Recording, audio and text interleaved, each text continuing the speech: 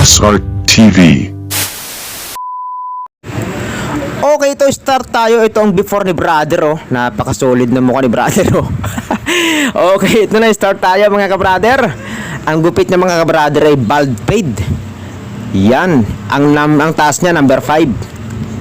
Okay, nag number 5 na tayo dyan. Sundan nyo ito mga ka-brother, ah. At wag nyong ipo-forward to mga ka-brother, kasi napaka-solid yung sagot niya mamaya. Tingnan natin kung mapupulbuhan natin siya sa mukha o hindi. Okay, pagkatapos ng number 5 mga ka-brother, ito yung lining natin, oh. Para hindi na tayo maligaw yung taas niya. Okay, tanggalin natin itong mga nasa baba niya. Yan. Pagkatapos yan mga brother, ito, susunod natin ng number 2. Yan, oh. Yung taas niya mga ka-brother, hanggang dun lang, ha. Yan, oh.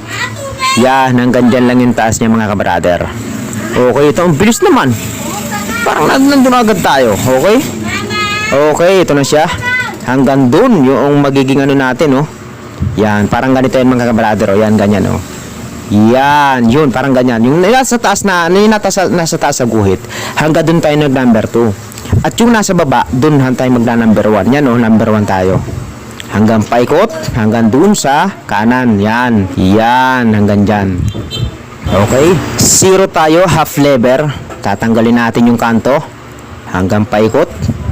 Yan. Yan, oh. Huwag nyo itong ipo-forward mga ka-brother. Napaka-solid ito. Yun, tatanggalin pa natin yung kanto na yan sa likod. May mga ano si brother sa gilid-gilid ng ulo niya. Maraming balakubak. Yun, ahitan natin to. Kukortehan na natin to. Ahit. Ahit itong bald fade. Pag sinabing fade mga ka-brother, ay ahit talaga na sa mga ano dyan. Okay, tapos na tayo mga ka-brother. Ito na yung pag-games natin. Dali, malapit na rin naman yung Pasko, eh. Mamimigay tayo ng kaunting ano ba, pakulo. Yung Tagalog sa sasabihin ko sa iyo, i-Englishin mo lang. Oh, sige. Napakadali nito. Pero sana may English mo, napakadali. Alright, di ka na? Oh, sige. Hindi nga alam, may kaunting twist to. May kaunting, ano ba, kuwela. Pag hindi mo nasagot yung Tagalog na sasabihin ko sa iyo, pag hindi mo na English, talagang kitang pulbo sa mukha. Sige, Sige. Yun, no? O, yun. Ito na English natin, ha. Englishin niya yung Tagalog na sasabihin ko sa kanya. Pag na-English niya, madali lang yun. Meron siyang regalo. Total, malapit na yung Pasko. Okay, ito na yun. Ito na yung tanong ko. Napakadali. Ready ka na? Ready na.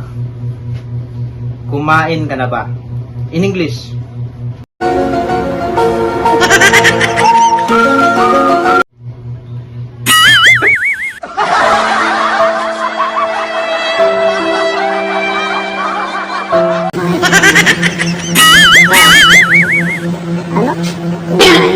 Kumain ka na ba? In English. Ano siya? Ano? Yung mental block. Puta, nasa dulo ng dila ko, di ko mabigkas. Nasa dulo nga ng ano ko, hindi ko mabigkas eh. Kumain ka na ba? Kumain ka na ba? Do you eat? What? Tama ba? Do you eat? Uy, ang sagot na do you eat daw. Kumain ka na ba? Ang sagot niya is, do you eat? Tama kaya? Ah, ito na, yung tama. Yung final na yung sagot mo. Final na, do you eat? Do you eat ang sagot niya? Ang tamang sagot, Have you eaten pala ang tamang sagot? Oo. ayun, yun yung tamang sagot. Sige, pulbuhan mo na ako. Dahil pala yung sagot niya, oh. Ito na yun. Okay. Check.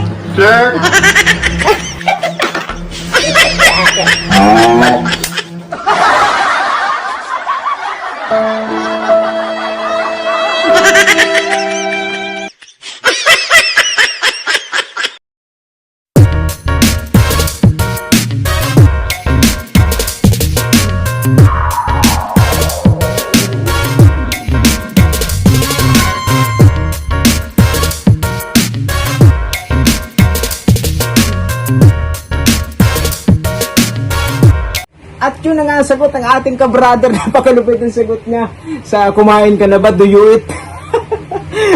Yun, napakasolid ang mga video natin mga ka-brother. Kaya subaybayin nyo palagi itong may tutorials natin na nagbibigay tayo ng konting pakulok. May makukuha silang pabango sana. Yung sana makukuha ng ka-brother natin na pabango na yan, no? Yan sana makukuha niya. Kaya kung naging tama yun, mabango na siya pag uwi niya. Di ba? So, ang video natin ngayon mga ka-brother. Anong masasabi mo sa video natin ito mga ka-brother? Babalikan o iiwasan? I-comment mo na dyan sa comment section natin mga brother at bibigyan natin ng pangmalakang shoutout pag nag-comment ka dyan. At mas maganda kung nakapalo ka sa ating Facebook page, ganoon sa TikTok at isubscribe mo na rin ang ating YouTube channel mga kabrother. Maraming salamat. Babush!